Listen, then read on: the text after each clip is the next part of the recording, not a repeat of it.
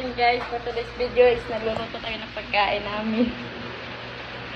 Akala ko sabihin pero wala kaming pera ngayon. Aking lulutuin ngayon ay instant mami. Okay na to, masarap na to. Masasanay sa hirap, masarap. So yun guys, start to put the noodles in the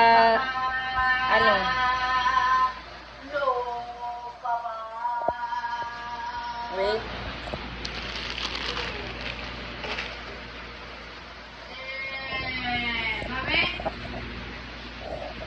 That's my recipe.